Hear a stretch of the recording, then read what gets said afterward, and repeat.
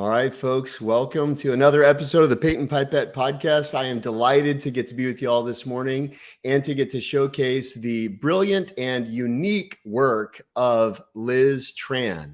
Liz has just published last week a book called The Karma of Success, which I've dog-eared and taken lots of notes in.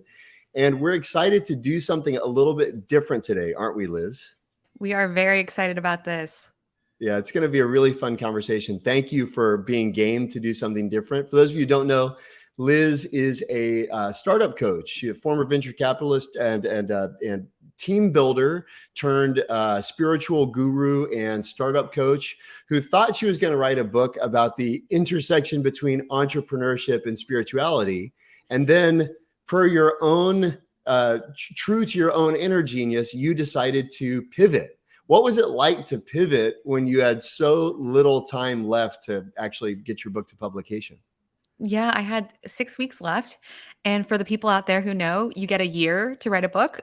So I had spent most of that year diligently writing, making time in my calendar every single day, but it just wasn't working.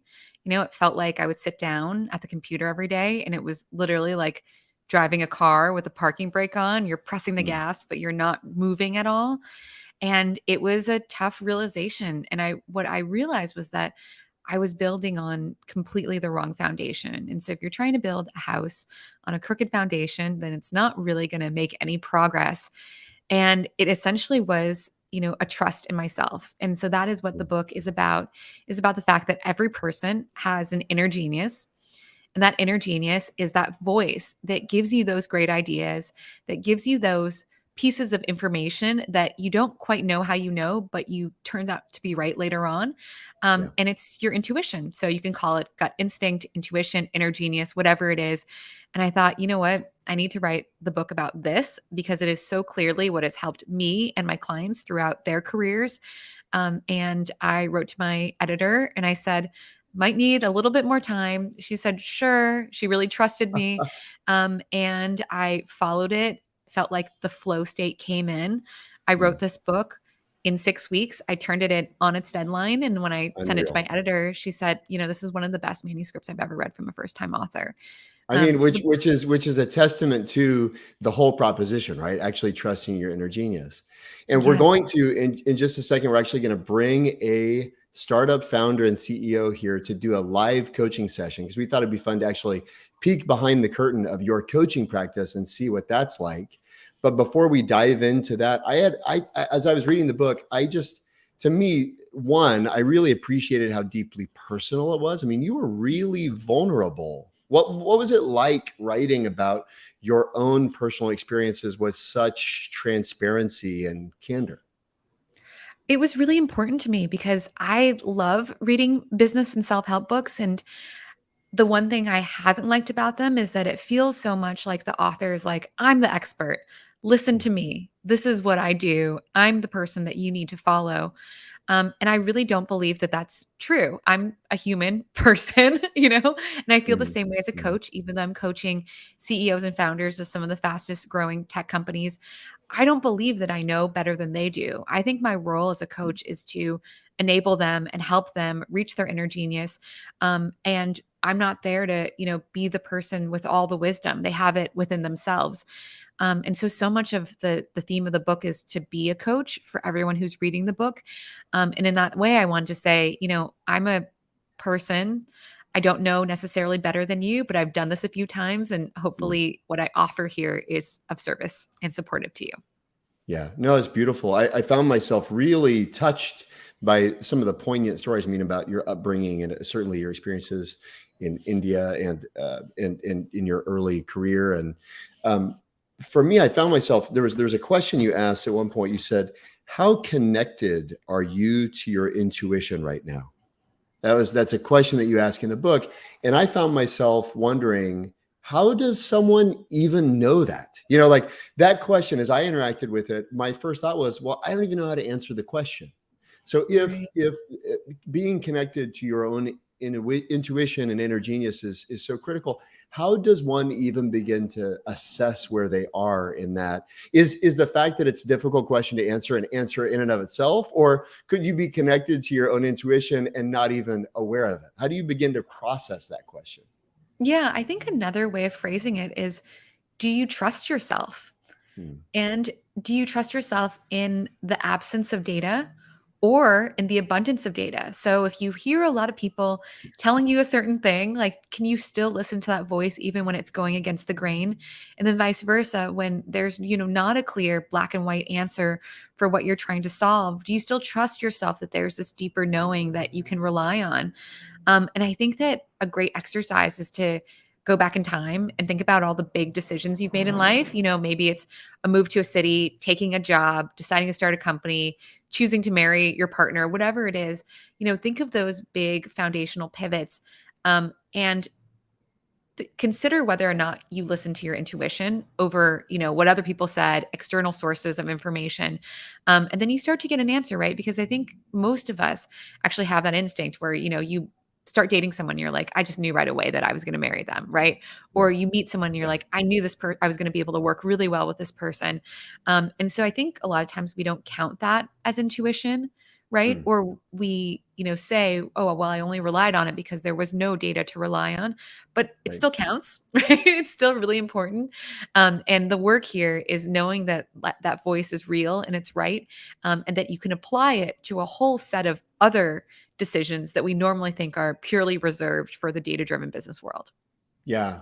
One thing that strikes me, even as I interact with that for myself, I find searching. One thing I heard you say is kind of take stock of your past and see and connect with the times where you have been connected to your intuition and your inner genius. And yet, I don't, I'm going to put a question out there, make a statement that's really a question. You can also become disconnected from your intuition, right? I would assume there's a path towards connection and probably a path towards disconnection. And what I fear, just even as I interact with the prompt myself, is that there was a period of time where I maybe was connected with that inner genius, but then I've become disconnected. Are there ways to assess what my present condition is, irrespective of, no matter how connected I might have been in the past? How do I kind of assess it now? Yeah, and you know what? It varies day to day. You could have one day where you feel really connected to your intuition. Maybe you're on a hike, right? Or, you have time to yourself. And then another day where literally your to-do list is the thing that's dominating your psyche and you don't have time to even hear that voice. And so what it's really about is spaciousness. So I call it the three S's: silence, solitude, and stillness. Yeah. And I Yeah. think that's a really good indicator. How much of that do you have in your life? Do you have even 5 to 15 minutes through the day where, your phone isn't beeping at you, no one's Mm. demanding your attention, where you just have downtime? Because those are the slivers of space where the intuition sneaks in and says, "Hey, I have a message to give you." Because Right. I feel disconnected from my intuition all the time, especially, when I'm back to back to back to back. And then as soon as I'm able to say, "You know what? I'm just gonna take a shower and, like, not listen to a podcast." And then you Mm. just say, Mm. "Okay, whatever message or whatever magic, whatever thought wants to come in, let it come in." And sometimes it's honestly nothing. But it is a skill like any other, it's a muscle. And so the more we practice it, the more loud that voice is going to be. Yeah. And so what I'll say is that it's all something that happens for us naturally. So it's not even like you have to try or sit down and be like, intuition, give it to me. It's just about carving out 5 minutes, like literally just 5 minutes. No, I love the three S's framework, and I love your story. To me, I thought a great diagnostic was a story you told about a coworker who always responds to email within 3 minutes. And as a that to me is a great litmus test of, wow, there's clearly the three S's don't have priority. If responsiveness is always paramount, chances are you're lacking in stillness. So I thought there might be some interesting ways to assess yourself in terms of behavior. Like, are you super responsive? Perhaps you neglect stillness, for example. Yeah, I think a good barometer is, are you spending as much time in the internal as the external? And that's a hard one, right? Because most of the world is wired to be external. It's like Mm. meetings, emails, all that stuff. And I think we look at quote unquote downtime as doing nothing. People are like, well, I'm not doing anything. I'm not being Right. productive. Right. And the reframe that I wanted to make in this book is that those moments of spaciousness are even more productive, right? Than being busy, busy. I love a story in the book about Einstein and how when he I had was going to ask you about this. That's great. Go there, please, by all means. whenever he had the hardest problem to solve, he would go and take a nap. And so it wasn't like he was like sitting with his colleagues or in the lab trying to figure it out. He would go sit in a rocking chair, he would let himself fall asleep, and he would hold these two metal balls in his hands. And right when he was starting to fall asleep, then the balls would, fall on the ground, wake him up, and he would have whatever idea it was because it had been lingering in his subconscious, coming out right at that intersection of sleep and wake. And then he would wake up and he would have the idea. And he would also do this through long walks. He loved walking. He loved playing musical instruments. He found that his ideas came out through that way. And he also slept for like 10 hours a night. And so I think all of us have been programmed to think that the busier we are, the more successful we will be, when really it's the opposite. The more we can tune in and create the space, the ideas just flow. Yeah. No Yeah. pun I love intended that. about the title of your book. Yeah. Yeah. Yes. Yeah. Brings us full circle. Now, everybody knows I'm a sucker for a good Einstein anecdote. So I definitely keyed into that page of the book, and I actually hadn't heard that story. So that's really cool. I think, to me, part of it comes down to permission, because as I was intersecting with the 3 S's in my own life, it really came down to, do I give myself permission to have space? How do I judge effectiveness? Because I find there's kind of this tyranny of efficiency that dominates our working world. And when you realize that what is efficient isn't actually what's effective, then you can start to make that change. And I think stories like Einstein's and many others, there's a whole chapter in our book kind of dedicated to these kind of unconventional tactics, because to me, if you become aware, wow, really smart and successful people work differently.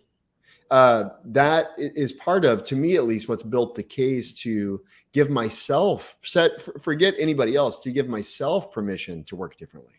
Yeah, and I think experiment for yourself and see. This is something that my clients really push back on, is when I try to give them more spaciousness, especially if they're early stage founders and they feel like they need to be doing everything for product market fit. And I say, just try it. Just try Mm, experimenting with it and just notice whether or not your effectiveness is better when you have less productivity, quote unquote. And so, something that I like to suggest that you do is, don't even think about it as like, am I being productive or not? It's tracking where your energy is. So we all mm. can say, Jeremy, what's your energy right now on a scale from 1 to 10? What do you think it is? I'm an 8. You're an 8. You're doing pretty well, right? Yeah. I'm probably a 7.5 right now. I'm doing pretty Mm, well. A little tired from book launch, but doing great. But it fluctuates all throughout the day. And so just checking and saying, where am I? And you start to notice which parts in your calendar drop you down to like a 2 or a 3, which meetings really drain you, which ones elevate you. And then yeah. you start to play around with trying to set up your schedule and your calendar so that you can be at a 10 all the time. And Mm. sometimes that means taking an hour for breakfast. So you start your day at a 10, or taking an hour in the afternoon so you can go exercise. And so I even look at things as granular as that with my clients, where I might say, okay, you've been working out in the morning, but think of exercise for you as an energy booster. So maybe you want to move it into the afternoon after you've had like, that weekly recurring team meeting that is horrible and you hate.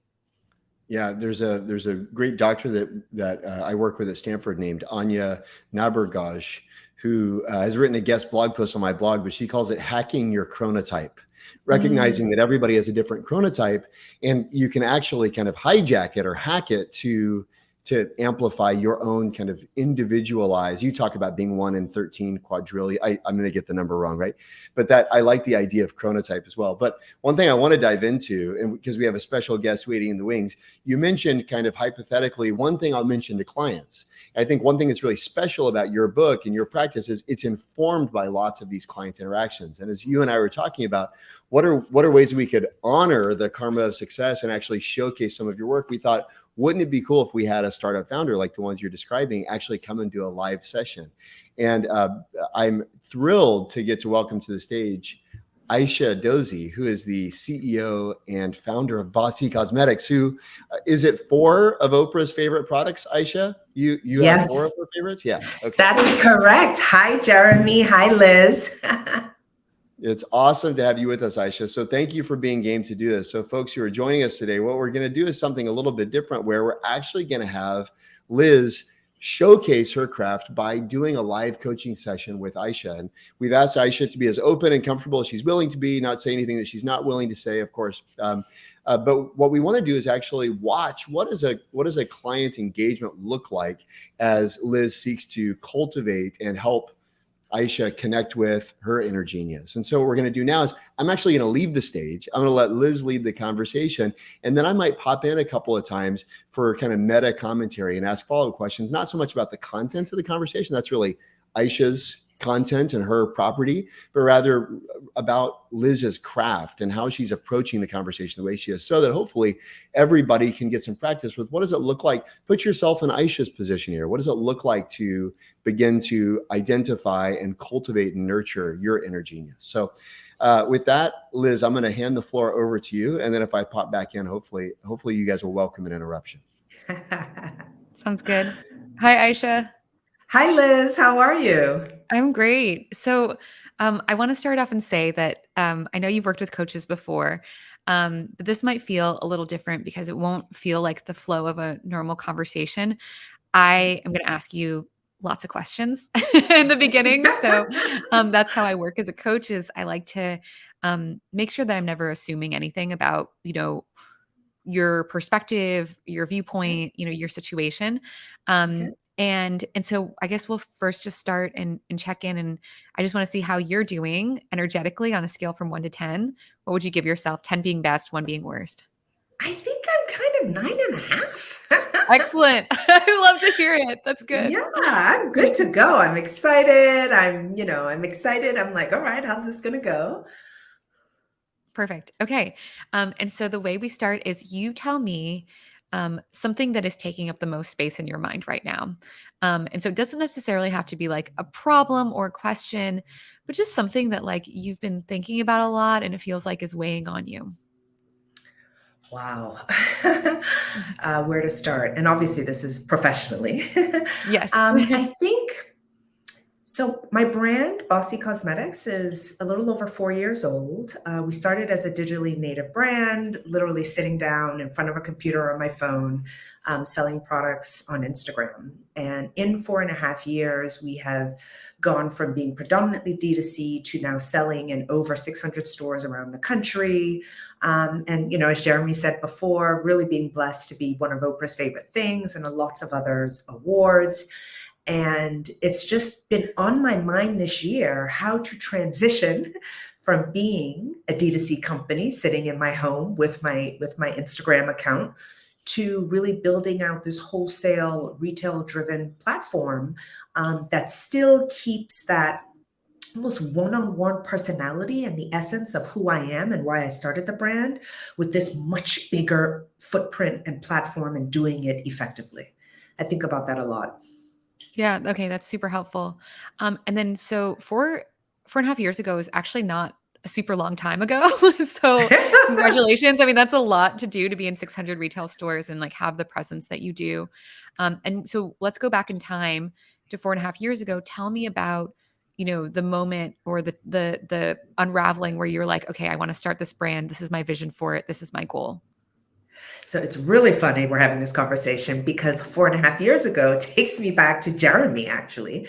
I was a student Oh, in one of Jeremy's classes, at Stanford. And I think it was this class called Transformative Design.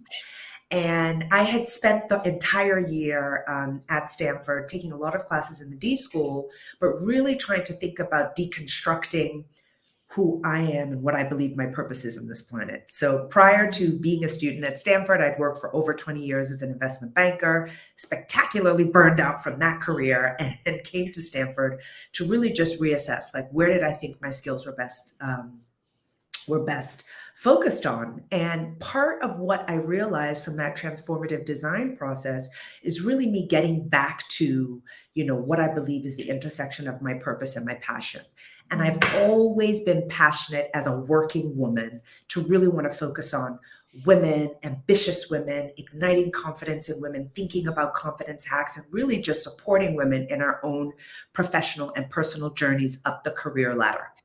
And then my passion was always, as you can see from my office, color. I love cosmetics. I love accessories. And I really wanted to take money out of the picture. And I say money out of the picture because not because I'm independently wealthy, but because I'd made a lot of choices in my prior career focused entirely on money. And part of my reinvention of self was really focusing on the intersection of purpose and passion and believing that money will follow. And so that's how I came to the idea from this transformative design class of thinking about myself deeply and what I thought that I could bring to this world that was so unique, that was such a unique point of view, but also was something that people needed. And that's how Bossy Cosmetics was born. Okay, great. And so I'm going to play that back for you and tell me if it's right, and then also edit it and add on. So Okay. 4.5 years ago, um, you knew that you had a great career in investment banking for 20 years, but that there was something deeper and more meaningful for you, and that involves empowering women, Mm-hmm. and helping them get confidence. And then also you combine that with your love of accessories, being bold. And so it's sort of like this personality characteristic of being unafraid to take on the world that you wanted to express and help women express through the products that you're creating for them. Does that sound right? And then, Absolutely. That is okay, great. absolutely spot on. Okay, great. Anything else that you want to add about even just that time period that feels, important to you? I think it was really just engaging with people. I think one of the Mhm. things that I learned from being at the D school was just talking to people, talking to your customer, talking to the user, really having this empathetic viewpoint of what this person's opinion is about the world, what their experiences are, what their problems are, what their joys are. I think for me, that was a very exciting process to just really speak to as many ambitious women as possible. Also, women who didn't identify as being ambitious, why they didn't speak to women who were in the arena or women who had come off the arena, just really understanding, what was the thing behind confidence and how was cosmetics able to play a part or had it traditionally played a part and where I saw white space. And that's how I basically decided to start this company is that women thought a lot about ambition and confidence, but they used their beauty products and their beauty regimen to get their confidence levels up, but no beauty company was actually helping them to do that. So I wanted to be at that middle part and really turbocharge it. Yeah, what's interesting is that I feel like before Bossy, I mean, like every other cosmetics company, it's almost the opposite where like they prey on women's insecurities, to be like, Yes. you need this thing. And so I really love this Yes. messaging of like, you are amazing. Like, let's enhance this, right? Or like express your natural innate confidence through this product because it feels really, really different. Like, one is very abundant and the other one is very scarcity minded, of like, if you don't buy this thing, then you're not enough. Absolutely. Our everything, even on our packaging, it says, "May this lipstick serve as war paint to help you surpass your Mm, goals and more." We're not saying, "May this lipstick cover your face so that you can be beautiful for a meeting." It's put on yeah. that war paint, but you've got what it takes to succeed. Believe in yourself. This is just enhancing, and that's everything that we want it to be. So everything about our products, we write on the packaging, "You're awesome. You're beautiful. You're amazing. You're driven." All of these affirmations, because we know that these are things that are really important to women, but beauty companies are only thinking about, completely unrealistic aesthetic. And we wanted to be part of something completely different. And that's how this company began. So I'm also hearing you say that a lot of this for you, you're attributing this and like thanking the people that you were talking to. Like, you designed this product for real women who you had conversations with. So Yes. tell me about kind of over the past 4.5 years, how the trajectory of those conversations has changed. And also in relation to like how your role has changed. Like, what were you doing, in the beginning? And then like, what does your role look like now? I mean, in the beginning, I was speaking, well, I mean, I was speaking to every single customer, right? I mean, I was speaking to customers, I was speaking to women on the street, I was emailing, I was doing Facebook surveys. I was very, very, very intricately involved in everything that the brand did. And I think over time, when you asked me, and when we first started this conversation, what keeps me up at night, so to speak, is the fact that I can no longer speak to every single customer. I can no longer be as tactical as I was in the beginning. And so how are you making sure that you're having really representative conversations, and that you're not also getting very mired in, now I have to think about operations management, supply chain, all the very exciting things as you scale a business, that I want to make sure that I don't lose that initial magic of that individual woman. I want to serve millions of women, but let's focus on one. What's keeping her up at night? How is she thinking about success? How is she thinking about her career? And how does a lipstick really enhance that for her? And so that's kind of the balance that I'm constantly, trying to manage, being the CEO, the chief visionary officer, chief strategy officer, chief everything officer, to the, nuts and bolts of making sure the magic in the brand is never lost. Perfect. And just to even get into like double click on that a little bit more, if your week is like a pie chart, can you give me the slices and sort of the percentage roughly of where you're spending your time? And obviously it doesn't have to be exact, but just sort of, rough estimate. Woo. Okay, even answering now, I'm like, not enough time spent talking to customers. That's for sure. As soon as you asked it, I was like, I see where this is going. I would say I spend 50% on operations, definitely.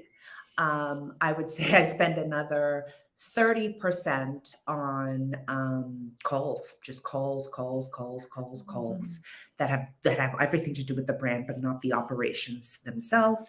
And then the rest of the 20% is split between me giving myself some spare time to think, and me just trying to,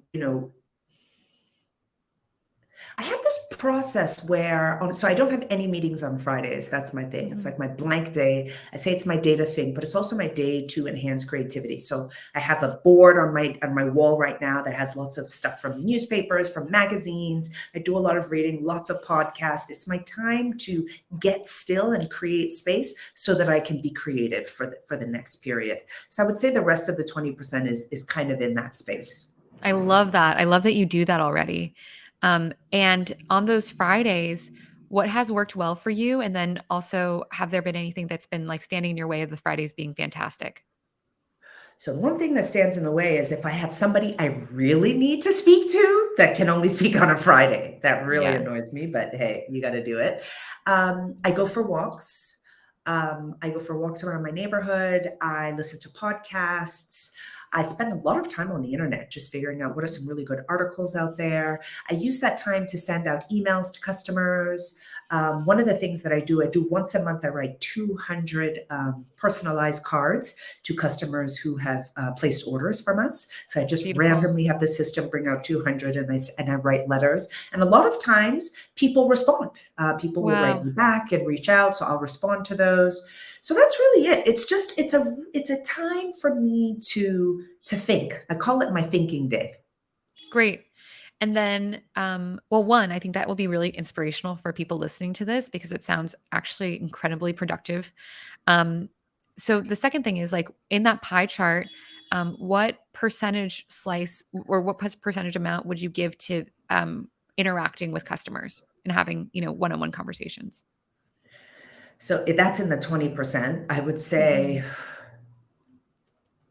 maybe a third of that. So 6% of my week. Oh God, this is getting more embarrassing. So I think what I'm hearing you say is that in the beginning of Bossy, you were spending almost 100% of your time talking to customers. And then over the years, because it has turned into a really vibrant business, now that's reduced to closer to 6% of your time.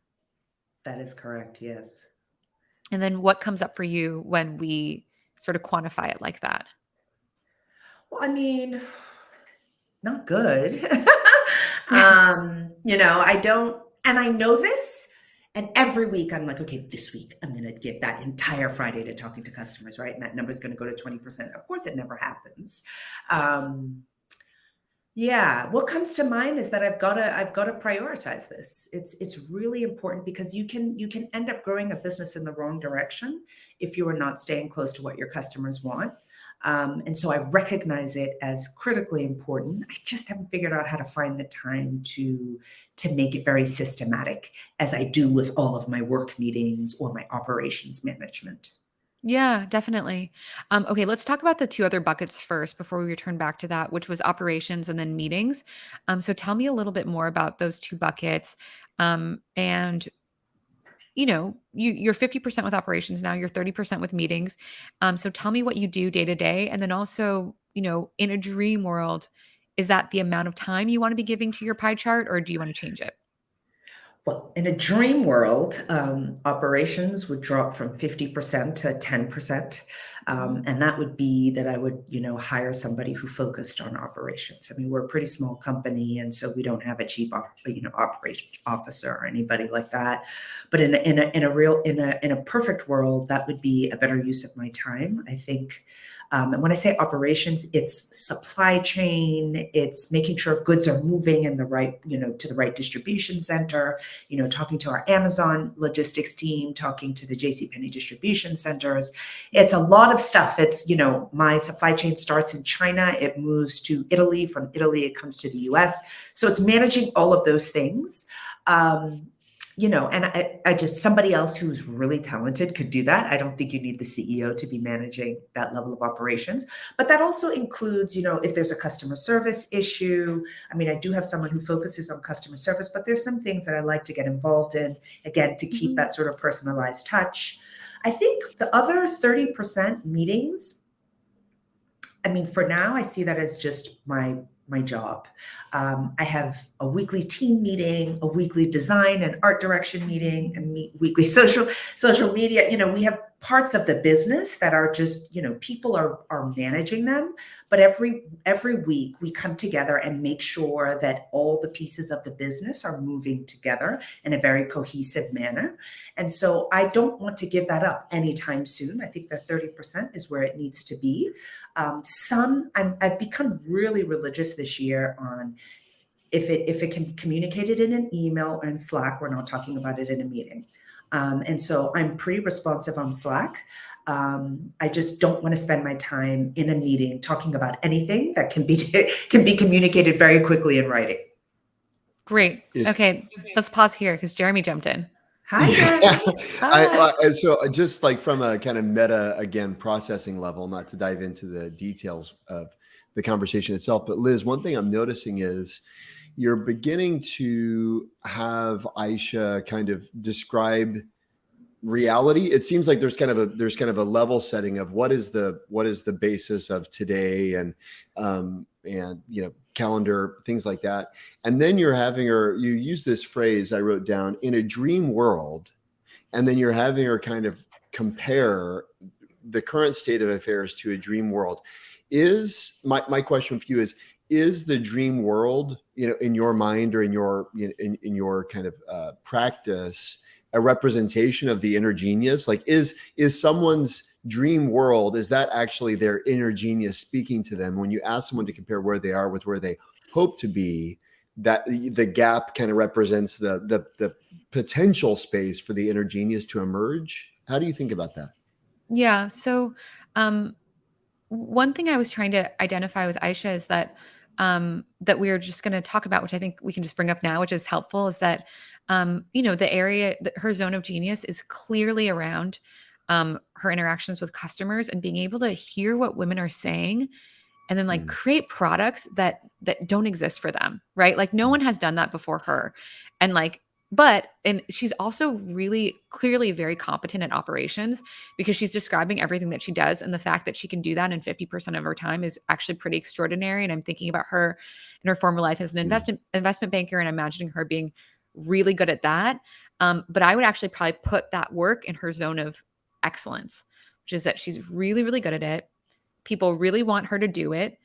She's probably gotten paid really well for that type of work in the past, but it does not light her up. And you could hear the difference when she was talking about even just like I really pay attention to voice.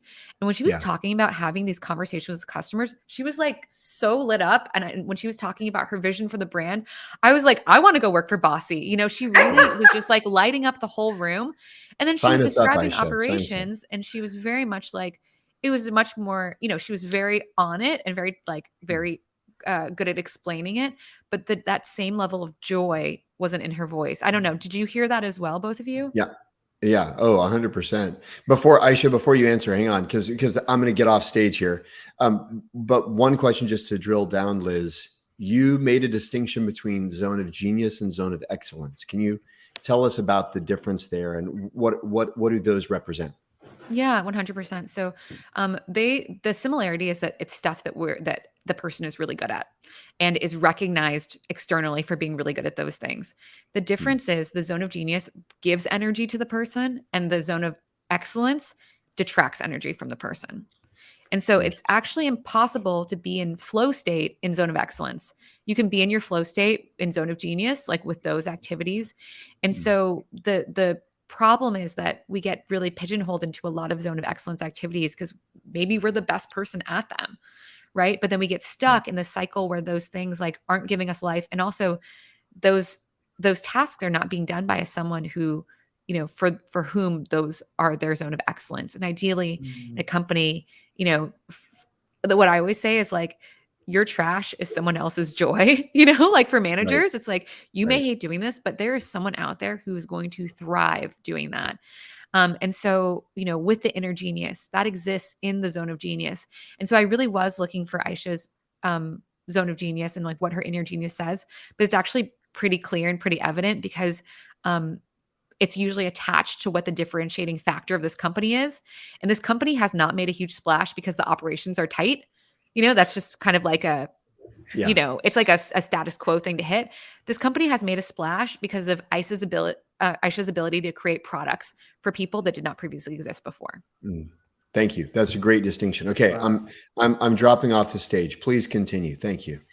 I'm writing notes over here, Liz. Zone of excellence versus zone of genius. So what do you think about that? I mean, when I said, you know, my assessment is that Bossy has done so well and grown so quickly because the differentiating factor is the products themselves, which, you know, arrive because of your conversations with customers. Does that feel accurate to you, or is there more or something else there?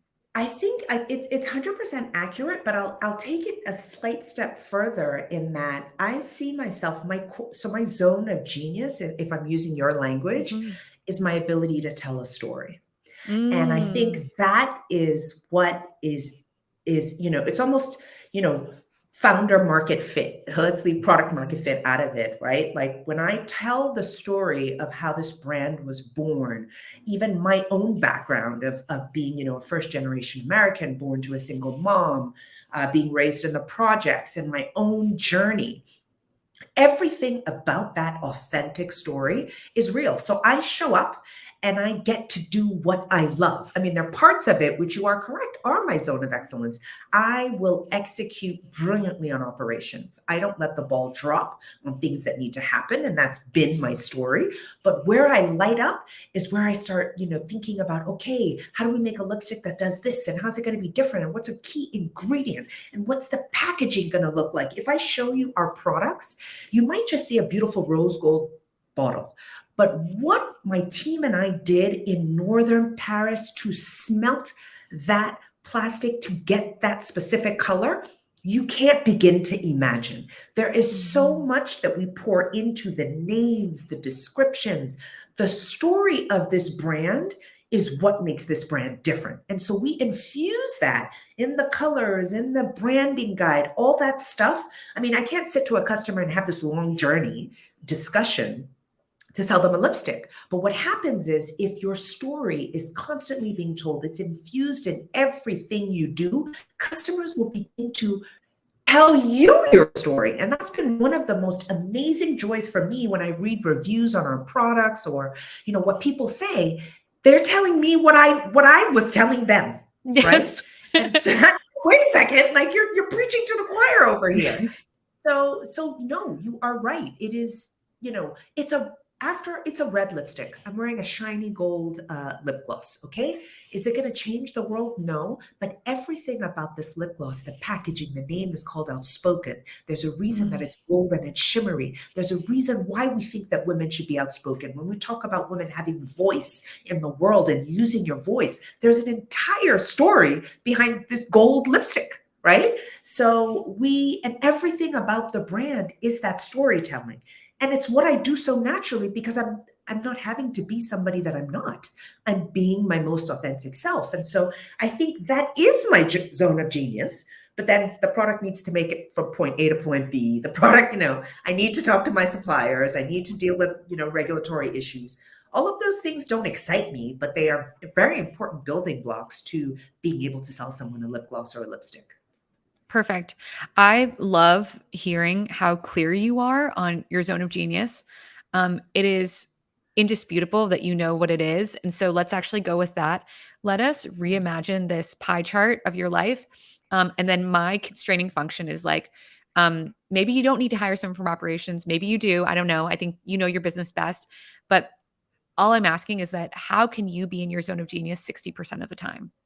Because right now it Ooh, sounds like, you get, that 20% of your day that you're doing it. You get maybe some of those external conversations, but forget the previous kind of buckets that we set. yeah, If you could be, because you want to be at least 60%, because you want the energizing activities to yeah. eclipse the energy draining activities. So Wow. you're ending every day with a net positive. Because if you're even Yeah, at 40% zone of genius, 60% zone of excellence, you're going to feel and every day like doing a little bit of a disservice to your company because it's lacking the magic. The magic is yeah, so important, and the magic is quantifiable. yeah. So the prompt is, how would you restructure your role to ensure that you are at least 60% in your zone of genius on a day-to-day basis? Wow. Okay, that sounds like heaven. I just don't see it being able to happen, but let's dream. Yeah, let's dream. So operations would just completely tank to maybe 10% of my Mhm. day, if anything. And that 10% would be, me managing someone who that is their zone of genius, right? So I literally would be like, okay, how are we on supply chain? How are we on raw materials? How are we on regs? Like I would just check, and then I don't have to think about it. So that would be the first thing, 10% to get operations down. I think, team, I would actually increase the time I spend with my team Mm. because I think that I'm so focused on getting through, okay, how are we doing on this product? How are we doing on social media? How are we doing?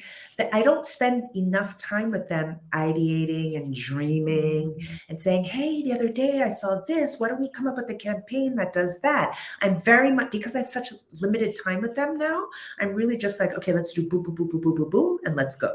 And so I would almost take 10% for operations management. And I might even take spending time with my different teams to 50%. Yeah, that sounds great. Yeah, right. But then, Excellent. so that's 60%, right? But remember, of that 50%, a lot of that is, in fact, all of that is my zone of genius. But so Yeah. that goes from just process to, guys, let's dream. How do we focus on our social media strategy? And then the balance 40%, I would spend on my thinking. And that thinking would be visiting more stores, talking to Mhm. customers at the stores, visiting the beauty associates, asking them what they're seeing in the marketplace, going to beauty conferences, just basically being out, and communicating with people. That would be the Yes. balance of my time. Um, I don't know if this feels right for you, but tell me if it feels right or not. But I also see you being more visible and giving a lot more talks and like being at those conferences because I feel inspired just listening to you and like that message. I think should be out more in the world. But what do you Yeah, think? absolutely. It's so interesting. I feel like you're in my head, Liz, and this is worrying. A couple of things you said, I'm like, wait, did she? I mean, okay. So I've been asked over the last couple of years, I've been asked a number of times to speak. And I think the first couple of years of the brand, I only wanted to speak about what the brand was actually doing. because I wanted to focus on the brand. But then I also felt like, look, let's get some success under our belt. I don't want to be one of these people who's just talking but doesn't have anything to show for it. And this year, actually, in the next couple of months left of this year, I have a bunch of speaking engagements that I've been invited to talk about the Bossy journey, talk about my own journey, and talk about how we've gotten to, $9,000 in sales to a couple million. So yeah, I definitely do believe, as I said earlier, I believe my main responsibility of this company is chief storytelling officer. And so I'm leaning in a lot more to speaking on podcasts and, live audiences. But, I have very limited time to do all of that. So if I can get to my dream allocation of time, I'll make more time to do that. Perfect. And then what are the obstacles standing in the way of getting to this dream allocation of time? A number of things, but I would say the biggest is capital. And I've been very, very efficient with capital. I don't want to go out and raise a boatload of money. Whether I could or not is one conversation, but I just don't want that. I think I really want this to be as much a bootstrapped company as it can be. I want it to be funded by its customers, which means that, you can hire less really expensive people. And I've tried one way of hiring people who are not as experienced and trying to, kind of coach them and teach them. And all that has done is just sucked me away from my dream state of spending more time with customers. So I think the biggest obstacle is figuring out what's the most efficient way to getting to my dream state. And maybe that means that I do need to think about raising some money, specifically as our focus going into the next few months is to expand our retail capabilities. And so we want to go from 600 doors to, 1,500 doors. And so that's, from 0 doors to 600 doors is a completely different business model. From 600 doors to 1,500 doors, you begin to have to level up the infrastructure. And so I'm in those conversations with myself right now is, Aisha, this is a beautiful company that you're building, but you can't continue to build it by carrying it pretty much on your own. Yes, exactly. To me, it feels like this is a really pivotal turning point where you almost have to leap a little bit. Yeah. Does that seem right to you? Absolutely. So I am a leaper. Yeah. I'm a leaper. I've always been. I always tell people I never hesitate to invest in myself. And maybe that is the investing into intuition. I believe in my gut. I strongly consider myself a faith-driven entrepreneur. And so my spirituality is number one in my life. And when I feel a very strong calling to do something, I leap. That doesn't mean that I'm not afraid though, because a lot of times I get called fearless and I say, no. Courage is leaping in spite of fear. And I often do have fear, but I really do trust my intuition. I trust that deeper faith within me. And then I go. And I know that, sometimes I will fly and sometimes I'll fall. And the goal is that when you fall, you get up, you learn, and hopefully the fall isn't nasty, but you brush yourself off and keep going. Yeah, I agree. I think that that is the most courageous thing is leaping when you are afraid, because that's true bravery. And also, you strike me as someone who takes a leap, but you're going to make sure that your parachute is packed appropriately. That you have everything that you need. You're going to test it all out. And so, with that metaphor, let's talk about an operations person. Like, what are some of the ways that you could, help prepare to get to a state where you can make this leap and make this higher? And also, do you know what you want? Do I know what I want? So I have my lead designer of my business is just an amazing woman. Her name is Stephanie. She's been working with me for almost since the beginning of when we started, a little over 4 years. And I use Stephanie as my example of I want a Stephanie for that. I want a Stephanie for that. And so why do I say that? And maybe maybe she'll listen to this podcast, but I love her dearly. She's deeply vested in the business, but she's also deeply talented. So her zone of genius is areas where I can dream, but I can't quite execute. And Yes. Stephanie has a very unique ability to take my dreams and execute them into visuals. And I'm an incredibly visual person. But I don't know how to go from that woo to that. And Stephanie can listen to me ideate and dream, and then she creates this beautiful design. And I'm like, oh my goodness, how did you do that? And she's got, 15 years of experience working in for global beauty brands, Givenchy, Lancôme. So when I say I'm looking for a Stephanie of X or Y, it's someone who's got the background, who's got the passion, who really believes in the ethos of the brand. Stephanie's such a believer, and will push back. She and I oftentimes, when I'm like, no, let's do this, she will come to me with a very strong opinion on something when she has a strong opinion, and I always respect it. And so I'm looking for someone like that, someone who believes in the brand, believes in the journey, believes that there is a voice and a place for this specific brand, and just is in their zone of genius in whatever area they're supposed to do for this brand, and they run with it. Yeah. I'm hearing you say that, what's great about Stephanie is that you guys are really in sync and aligned in terms of vision. She really understands you, what you're saying. But she's also really great at like doing all the nuts and bolts of executing to get it done. And so I wonder if with this operations person, like the prompt for them as you're interviewing and meeting people is to even utilize them as your right hand and say, hey, listen, you know, um, think about how, like, as a homework assignment in the interview, how you can create some cash flow in this business to pay your salary, right? Oh, You I know, love because it's kind of that. interesting. It's sort of like, okay, Yeah. help me create a plan where I can hire you. Like, how many doors do I need? Like, what's the threshold of how many doors I need to get to, or how to increase D2C if we want to do that? And so, tell me what your dream amount is for salary, and then show me in the business how your work supports you in getting there. And then I will back you on Oh that. my God, Liz! I Yeah. love this. I'm writing notes. Oh my goodness. Because then that person Never is even thought about truly that. your partner in the way that your designer is, right? Like Yeah. solving Yeah. problems where you don't have to actually have it all on you, because their zone of Yeah. genius will be in figuring out those back end economics. Ooh. Yeah. I love it. That Love it. that felt like such a magical place to interject. I also wrote that down, Aisha. That's brilliant.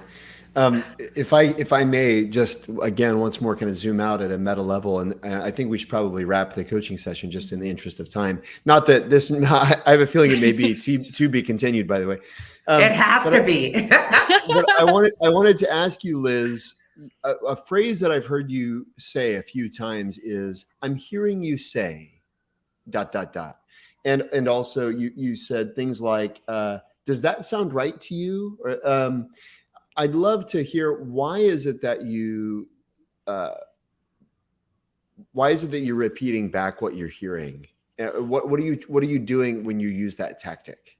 Yeah. So I am active listening. I'm really, really trying to understand Aisha in a very deep way. And I'm double checking my assumptions that I'm not like hearing something and then turning it around in my mind to make it something else. And Mm, also, I'm giving her the space and opportunity to further expound on whatever she's talking about so I can get more information about that. yeah, And yeah, so my whole MO this entire coaching session is to like be listening so carefully to her every word to really understand what drives her and what she wants so that we're solving the right problem together. And that solution at the end of, finding someone who, can maybe even solve this problem for her. She came up with it because she was telling me about this designer that she already has. And so I'm honestly just like replaying, like she gave me the idea to say that. And so mm, that's how all my coaching sessions work is like, I'm looking for this person to tell me the actual breakthrough idea, but I just have to listen really, really closely and replay it. Does that make sense? Wow. yeah. Wow. What I'm hearing you say, to use your tactic, Yeah. is you're waiting for the person to tell you the solution to their problem. Yes. And she had just told me because she was like explaining this. She already knew what she wanted. She wanted someone who was going to be like extremely proactive and she didn't have to worry about them. And I was like, great. Okay. This is how she finds the person to hire. So all Right. my clients always do this. They have the answers. Because if Aisha and I had jumped into this conversation and she had kind of just given me the background and been like, yeah, yeah, yeah, yeah, yeah. I would have been like, oh, maybe you should do X, Y, and Z. But she's probably already thought about all those things and it Hmm. wouldn't be useful. When you like you're talking to a friend and you're like, what do I do? And they're like, oh, just do this. And you're like, I already thought about that. I'm not going to do that. She has so much more context than I do about her business and about what she needs. And so I'm just trying to like play that back, and we're just trying to get to the solution together. Right. Aisha, do you have any reflections before we graciously allow you to bow out of the conversation and we wrap up? Do you have any reflections that you'd like to share, or how is that for you? And what are you thinking about as you head out of this conversation? So, thank you, Jeremy. Thank you, Liz. As I said before, I was a little nervous. I'm like, oh my God, a coaching session being recorded, but this just felt really relaxed and natural. My mind is blown by that last sort of moment of what I should do, to think about bringing somebody in for ops and making them kind of create their role is like, Mm. ta-da! So yeah, I mean, this is great. We can go on, and Liz, I'm definitely going to get your book, and I'm definitely going to contact you, Yes. because I'd love to continue this conversation. But yeah, and I love my favorite part. Well, lots of parts have been favorite, but the 3 S's for me are really great because I have always believed in that, silence, solitude, and stillness. But sometimes I guilt myself into feeling like you should be using this time better, Aisha. You should not be doing this. And now I almost feel like I have permission, like, oh my God, no, Liz says I should do this, and it helps me be better. So thank you so much. This was awesome. I really enjoyed it.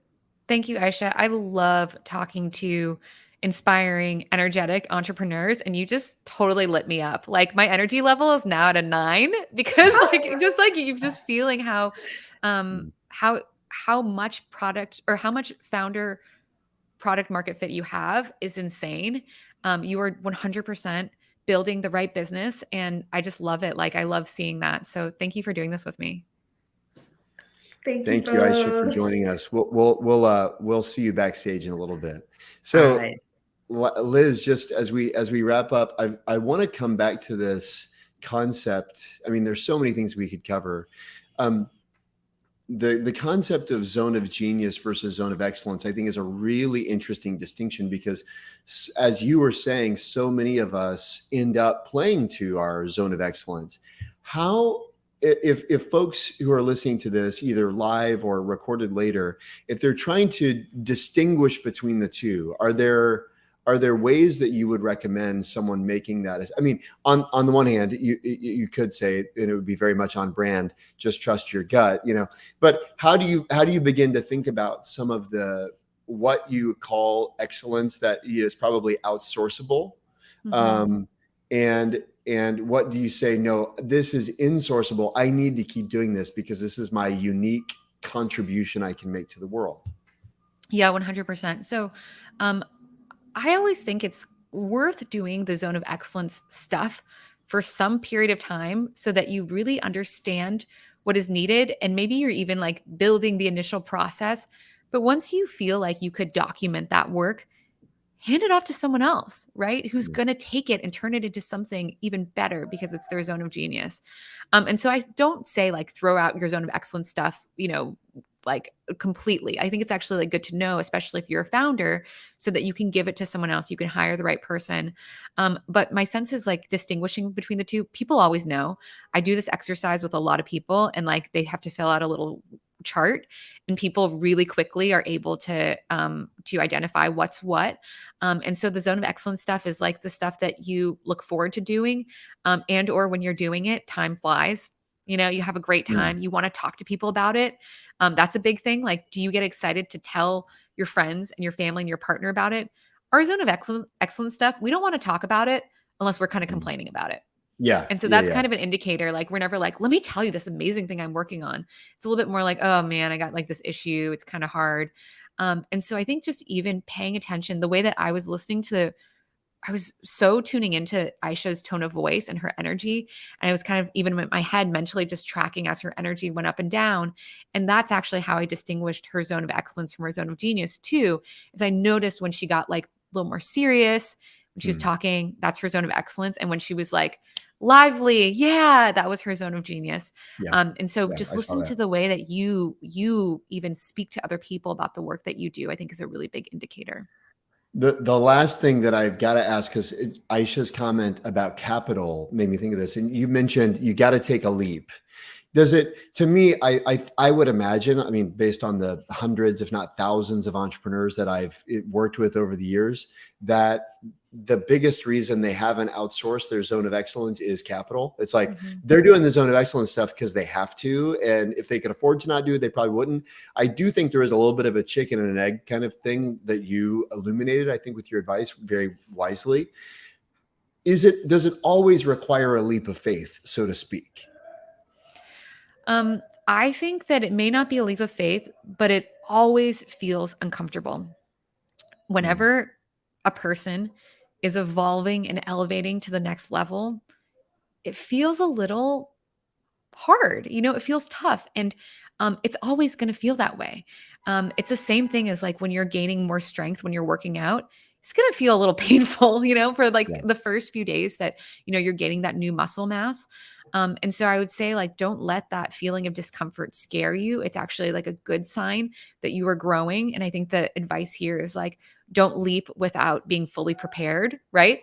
Like, as I said to Aisha, like, jump off that cliff, but double check your parachute a million times, test it out, and then also know the exact zone that you're leaping into, which is why with that suggestion of like hiring this person, I was like, leap, but actually have this person create a plan, know exactly how many doors you need additionally in order for them to pay back their salary, right? Know how much efficiency they need to get from the D to C play in order to like actually pay back their salary. And so I'm all about leaping, but I'm always about like have a business plan for it, know all your risks, and then like write down everything that needs to happen. Yeah, that's great. Karma of Success out last week. Liz, Tran, we're so delighted to have showcased some of your brilliance, some of your inner genius, and you manifesting it outwardly. Thank you for joining us today. Aisha, thank you very much for joining us. And to all of you who tuned in today, we appreciate it. Look forward to seeing you in 2 weeks when we get to host Ed Catmull, the founder and former president of Pixar and Disney Animation Studios. That's Until a good one. then, that's going to be awesome. Yeah, join in and if you got questions, drop them in LinkedIn, and I'll be sure to add them to the list. But with that, wish everybody a wonderful day. Thanks so much. Thanks, Jeremy.